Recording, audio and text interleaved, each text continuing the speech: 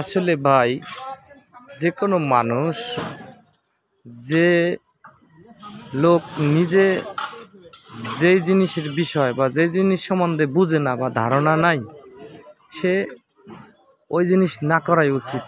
দেখেন, একটা বিল্ডিংয়ের কাজ শেষ করে ছাদের রড বাঁধা কতদিন রাখা সম্ভব হয়?